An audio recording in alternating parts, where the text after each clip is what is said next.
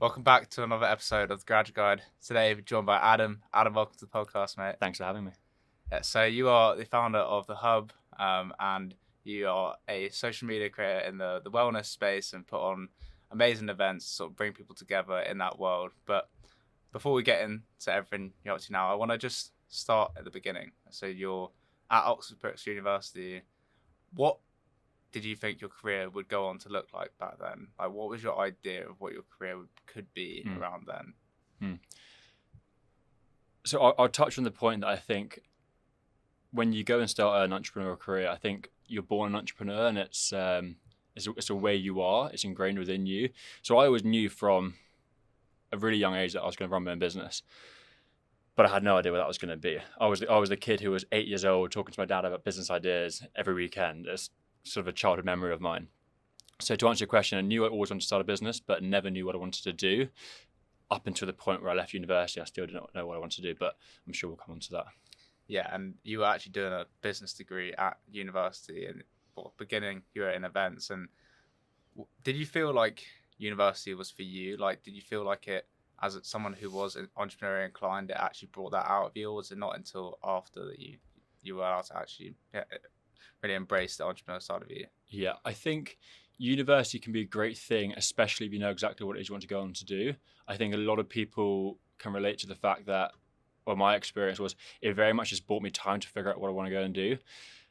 Like you touched on there, I joined university doing an events management degree. Very quickly realised, why am I doing this? No offence if anyone's doing events out there. Sure, it's great. But then changed course and did business enterprise entrepreneurship solely because the last year of that course was centered around launching your own business, raising money for that. So thought that could be beneficial in the long run. And so you graduate, you still don't know what you want to do.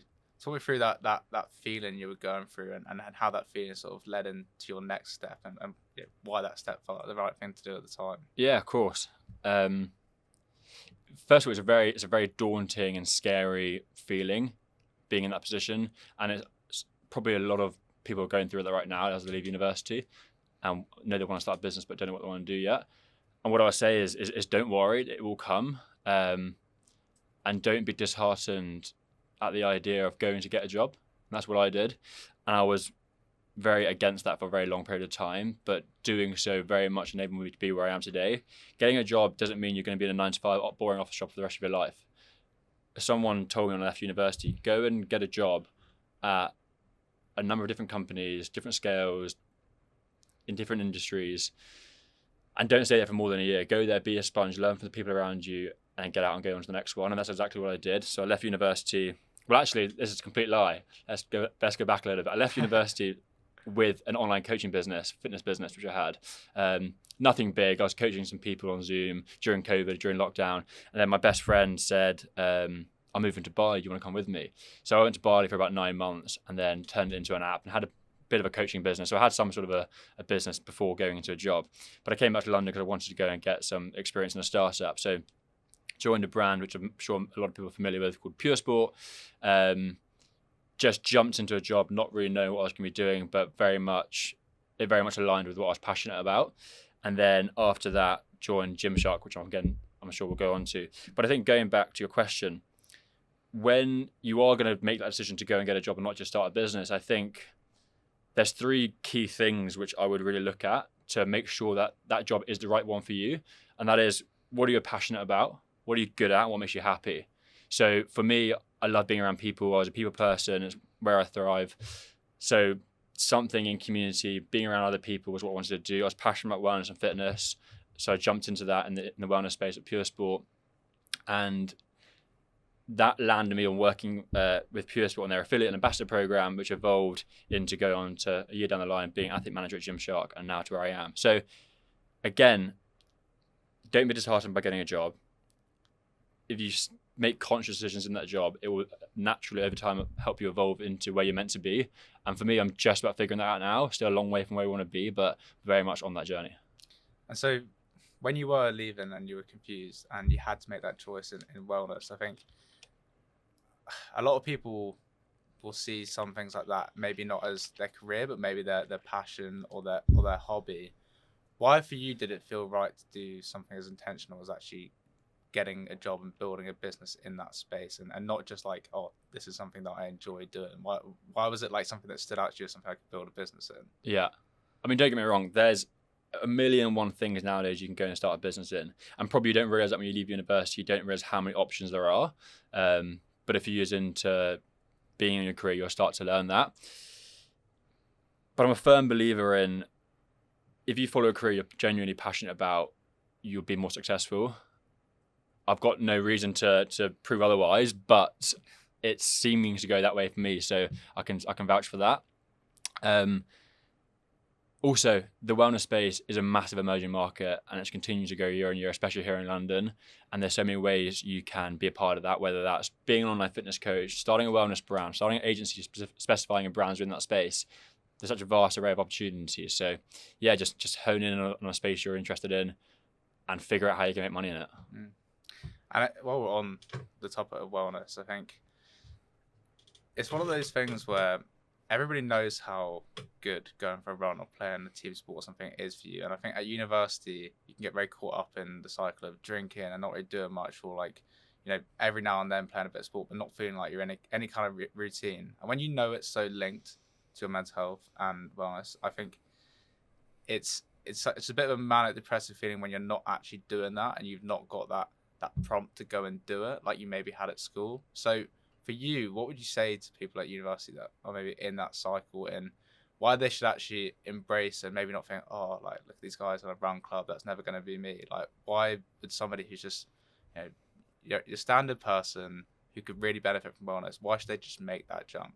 I love that point you made about run clubs. I've got multiple friends who this time last year really spoke bad about run clubs. I'll never go to a run club. Yeah. And now they're all going to run clubs. So I love that. To answer your question, and this is a really cliche comment, nothing good happens in a bar after 1 a.m. other than you might meet the love of your life. But for me, I know my love of my life isn't going to be in a club at 1 a.m. So that's fine. You got to think about what it is you really want to get out of life and how you're going to get there. And that's quite an intense thing to say. And yeah, it's important to have fun and go and have a good time with your mates, which I still do occasionally. But 95% of the time, I'm focusing on what's going to help me progress in life and help me get to where I want to be. When our mind and our body are performing optimally, everything else in life will follow suit, from your relationship with your family, your friends, your work, your career. I'm a firm believer in that. And me prioritizing my health and fitness, my wellness, has paid dividends in my career. So there's a great direct correlation there. Obviously, there's a massive boozing culture and now a drug culture in the UK, and very much heightened at university. And again, I think it's healthy to go and do, probably not the drugs, but get involved in going out and having a good time with your mates and being involved in that. Because yeah, you meet a lot of people through at university, and that's what everyone does. Fine. But I think, again, don't make that be your whole entire university experience. For me, I think from mid-second year, I started to get a bit bored of it and very much moved away from it. It was difficult because I was in the rugby club, and that's obviously a big culture there. But there's other things now at university which you can get involved in that aren't just centered around drinking and going out. Different clubs, sports clubs, and I'm sure there's much more going on now as well. But really use university to help you set yourself up for when you leave university. Go and be in the committee at your rugby club or your sports club. Go and be on the treasury team. Go and be in the ski society and manage different things. All that is great experience for when you want to go and start a business. So yeah, just my advice would be just tap into other things and other opportunities that are going on at uni. So at university, you obviously understood for you the importance of wellness in your own life, but then and maybe you were thinking, oh, I wonder how I can make this my life and do something. But when you went to go work for the likes of Pure Sport and Gymshark, working in these massive brands within the space, what did you actually learn about pursuing a career in the wellness industry? Because it's not something you would just get told about by a career advisor. It's probably something you have to kind of learn yourself. So any hidden gems on actually getting into that industry? Yeah, of course. So going back to my point earlier about going into a job and just being a sponge from the people above you is sort of the main thing I touch on here. Is I went into Pure Sport with absolutely no idea what the next few years was going to look like. Just went in with the opportunity to see what happens, and very much fell into a role which I felt aligned with me. Being a sponge of people around you, what I mean by that is looking at pick 2 or 3 people in that company who are maybe the CEO, maybe the founder, and other people, maybe your manager, your line manager. Look at those people. What are their key traits? What have they got going on? What are they doing well? And try and adopt those traits. And as you go from company to company and job to job, you'll take those with you and you'll slowly progress. But on that note, when it comes to starting a business in whatever space you're interested in, you don't need to be a fully well-rounded founder. Really hone in on one area. And for me, that's organic creative marketing strategies, how to build brands. When it comes to it, I'll bring in other people who are good at X, Y, and Z. Now, I'm not a finance guy, but that's absolutely fine. I don't need to be. I think there's other people who can do that for me and with me. So learn from people around you and hone in on building a really core set of skills which you can go and take on with you. Sure, and once you've built those skills, it's obviously up to you how you leverage them best in your career. Then it's just about backing yourself. Giddy up. And I think for you, obviously, you said you always wanted to be a founder and build something yourself.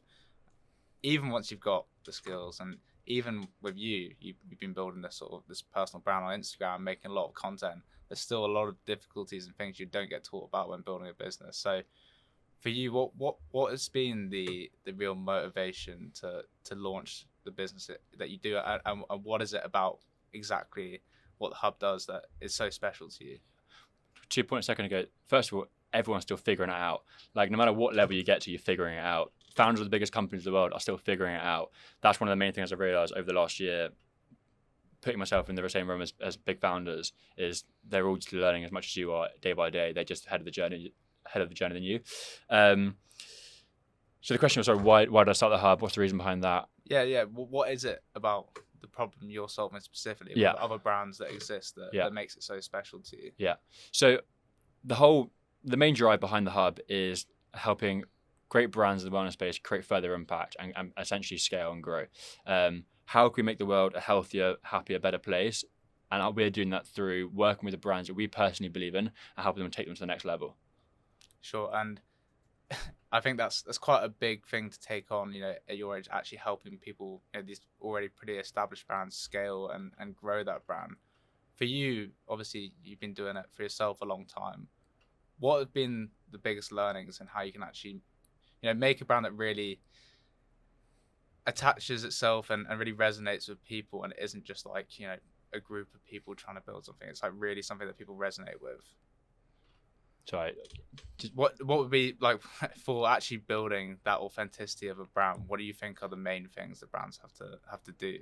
Yeah. So every brand we work with, again, we personally believe in them and where they're going to go. So whether that's a new supplement business which has a great ethos and value behind the business, Freestyle, for example, helping girls and women live a healthier, better lifestyle, creating community for people to come together and sort of change their life. And the supplements are almost a byproduct of that. So we join brands as an extension to their team with brands that we genuinely believe in and really hone in on what their core values are, where they want to go, and we help build a strategy and a funnel which helps them to get there. Yeah, and I think that's obviously one step in building your business is having the brand, but then when you're actually building your own business, what are some things that, students might be thinking, I want to go start a business, but there are going to be some sort of hard truths in building a business. It can be a bit manic depressive at times, like something that you wish you knew, like at the beginning of the journey that would have set you in a great stead as a founder and to give back to students. I'm actually probably going to answer this how you wouldn't expect me to answer, but nowadays it is so easy to go and start a business. Throughout university and my time at school, did probably 10 plus massive business plans, full strategies, how I'm going to launch this business, what we're going to do, what we're going to make in years 1, 2, 3, 4, and 5. But the reality is that's all a load of rubbish unless you actually do something. I left Gymshark not knowing what I was going to do. So even 3 years after university, I didn't know what I was going to do. But I forced myself into a position where I had to go make something work. Started doing a bit of freelance work for a business that I knew, an electrolyte brand, and then slowly evolved that into the Hub.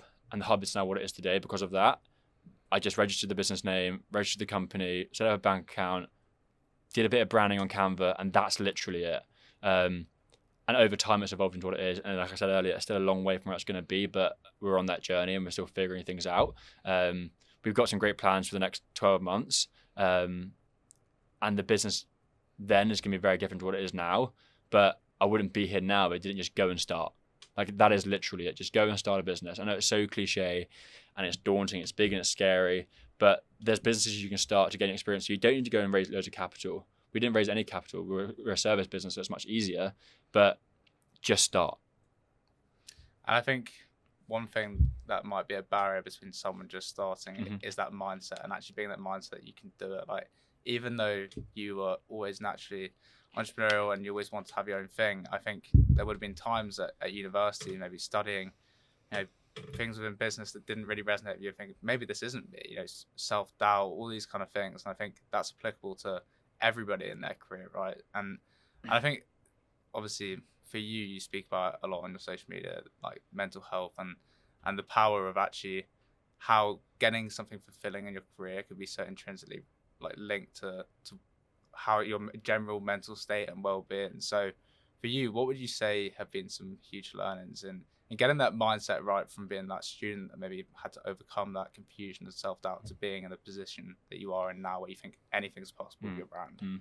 I think, so on the one hand, it's definitely important to have some sort of like validation and skill set behind you to go and do something. You see a lot of, I would say, use the term, like a lot of kids on social media nowadays launching big businesses, driving Lamborghinis at the age of 17. I'm like, dude, how do you get there really? But I think for your own ease and your own calm, having some sort of validation behind you will really help you. But again, to my point earlier about sort of everyone else figuring it out, no matter what stage they're at, you're always going to have some sort of imposter syndrome. You're going to have mornings where you wake up and think, oh my God, what am I doing? How am I here? What's going on? I don't know what to do next. But you just got to try and ride that wave. That is the journey of being a founder, especially at a young age, just figuring things out as you go along. But also backing yourself. Like, know that you are here for a reason and you do know your stuff. So, and people are trusting you and it's working. So keep riding that wave. And a previous guest of ours, Nicola, who she's the founder of Click. Click's my bad. she informed me that it is Click, not Click. Yeah. She was saying that you are a very well connected man within the wellness space, and I don't think that just comes from, you're not just given that. You have to kind of go and do that and learn your own way of actually building that rapport and networking ultimately. I think networking, a lot of students are like, everyone's like, oh, you have to start networking, it's so important, but no one really knows what it means. In your opinion, how have you found like the actual way to build your network? Is it what everyone makes it out to be, where you're attending all these events, or is it sometimes just being yourself and putting yourself out there in as many different situations and finding your people ultimately?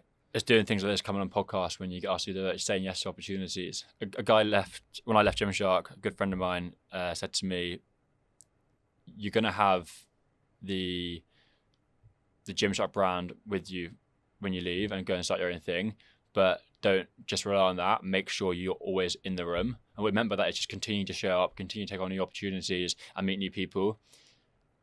Again, a very cliche comment. Starting a business is made a lot easier if you have the right connections and know the right people.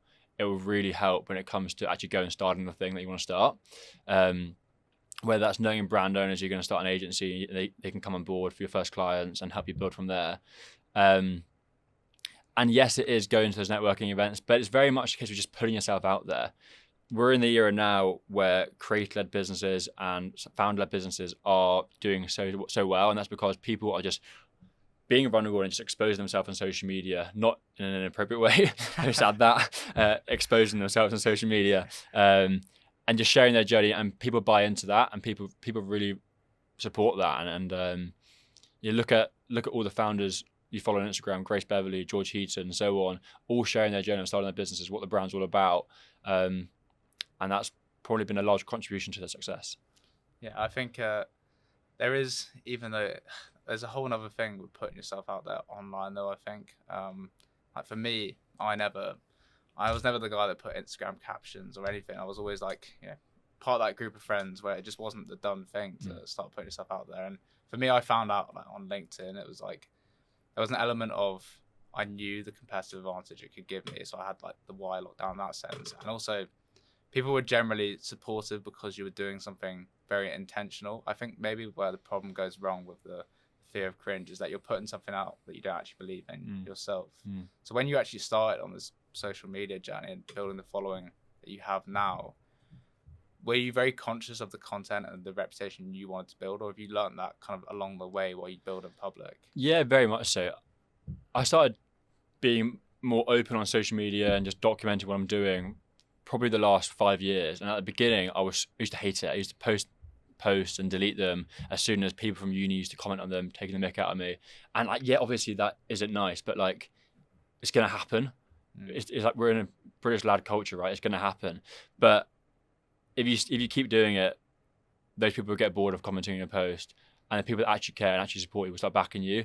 And now I don't get any negative comments on my posts. I get people DMing me saying, "Oh, this helps so much. Love what you're doing." Or I get daily messages from people that I don't know very well messaging me saying they love what I'm posting, and like, that's wicked. If it can help some people or motivate some people, then class.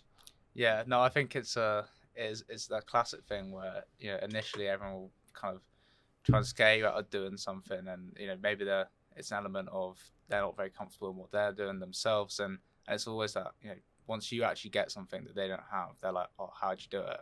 What's the saying? When you start, they'll take the mick out of you, but when you succeed, they'll envy you, or something like that. I don't know, but that's pretty much it. Sounds right, but yeah, no, it honestly it is that, and I think, you know, this podcast really is about it's about telling enough stories that everybody feels heard in a career sense, and I think there genuinely will be people listening that have been those in that rugby or football sport and culture, and I think a lot of guys can actually just sort of find themselves in that because it's easier that way at school, and they kind of get stuck in that. And I think even if externally they seem very happy and laddie, I think long term that's not going to actually help with any sense of like fulfillment or achievement. So what would you say to like maybe the younger people listening that are seeing a lot of themselves in you, and they want to achieve the success that you're not now having in really just backing your own self and allowing that self to flourish? I would say don't completely disregard your mates you have at uni and sort of in this rugby lad culture. Like, if they're your friends, they're your friends, right? And you love them for what they are. But again, going back to my point earlier about if you want to be in a certain position further down the line, you have to take micro steps between now and then to get there. It's not going to happen overnight, but it's also not easy to make huge changes in your life. Yeah, you might bugger off to a new country and have a complete career change, but what's going to really make the difference, and it's more controllable, is making small daily steps to help you get there. So whether that's say yes to that opportunity, go and have that meeting, go and meet that new person, be in the room, take on these opportunities which you think will help get you there. If they don't help you, they don't help you, and you learn that. But just getting yourself out there, throwing yourself into situations and see if it lands. And I think one thing for me in my whole journey of building out my network and throwing a lot of things at the wall and seeing what stuck is that in the beginning, I don't know if you can relate to this, but I didn't at all like document or understand where someone could actually begin to be helpful. So that you build this network of people that maybe care for you and are rooting for you, but you have no idea how to actually leverage that and then build your career with it. And so for students, and I think this is applicable for every industry, when you actually establish that somebody is rooting for you and that you resonate with them, how can you actually like go from, oh, that person's there, to actually sort of utilizing their advice and really taking as much as possible from them? I don't think it's a case of like taking from them, and I wouldn't look at it as how can you gain from them. I think true relationships are just a case of supporting each other because you want to. Like, I have friends and people that I follow's journey who I think they're doing a wicked job in what they're doing, and I back them all the way. And if I see they're doing something and I can add value to them, I'll go and offer that value. And similarly, like, I haven't outright asked people for these opportunities, or whether you have a business, you want to go and raise money, you've got a massive network of people that can raise money, not directly going, can I have some cash for this raise? Publicly going out there and exposing what you're doing and showing what you're doing. If they're true relationships, they'll come and offer that value. So, yeah, try to rewire that thinking of how can I get out of these people, but rather focus on the relationship with them, and it will come. It's true. Yeah, I think in my own journey, it's like, I remember when I first started the podcast, I think in my fifth one, I got the managing director of Google, and I was like, well, this is easy. I can get anyone. I'm entitled to anybody's time now. And this was like, this young, naive history student that didn't know what they wanted to do. And I think I had to learn the hard way when there were people that, for example, the managing director of BCG, he was like, no, sorry, mate, busy. Like, just like, I can't come on. And at the time, I was like, I don't get it. Why would he not? Why does this not work for everybody? And I think it was a really important learning for me to understand that you don't have to just say that they'll never be interested in you, or you'll never have they'll never respond to you. But you have to be self-critical in like a positive way and think, how can I actually get to a point where I'm, I've earned my badges more, and I've gotten to a point where they would actually see the value of me and maybe come to me, which is actually ultimately what ended up happening in that context is that this person that most people see as very scary, they put on this pedestal, he actually was like, I love what you're doing. Like, it's really cool to see all the kind of different guests that you've had on. And I think that was a real lesson for me in understanding that just because someone says no or can't help you in that moment, then that isn't a reason to like just stop completely or like not believe in yourself. I think it should actually be an indication that you need to do more in a way. I don't know if you can resonate with that. Yeah, I think, again, you're not going to achieve what you want to achieve overnight. You've got to make small steps every single day. And those 1% sort of progress each day will compound over time. It's like anything, like a business pipeline, like investing. It doesn't just happen overnight. It all compounds, right? Like, let's say we want to work with a new brand at The Hub that we really think we can add value to. We're genuinely passionate about the brand. I don't just send an email to the marketing director or head of brand and start a partnership tomorrow. Like, we build a relationship, we go to events that they're at, we meet them, and in 6 months down the line, we might start working with them. So it's like anything in life. Going to the gym and getting in shape, being able to go and run an ultra marathon, doesn't happen overnight. You've got to show up every single day and work towards it. Sure. And Adam, you've been a great guest. And my final question to you, which I ask every single one of my guests, is that when you were first at Oxford, you would have had a certain idea of what success would go on to look like for you in your career. But then fast forward with everything you've learned and achieved since, what is your definition of success in a career, and how has it changed? That's very funny you asked that question. It's a great question. I was on a run this morning with a good friend of mine, and we spoke about this. I think what success used to mean to me was having X in the bank, having this big fancy lifestyle. But now it's very much a case of, again, going back to my points earlier, doing what I'm passionate about, doing what I'm good at, and doing what makes me happy. And I think I'm in that position. Again, still a long way to go. But yeah, success to me now is a combination of everything that makes you happy and that brings you fulfillment in life. It's the term which listeners can go on to look about. It's called your ikigai, the intersection of what makes you happy, what does good in the world, and what you can earn a living from. There's a great book on it. And I think that is the true definition of success to me. Adam, you were great. Thanks so much for coming on. Thanks for having me.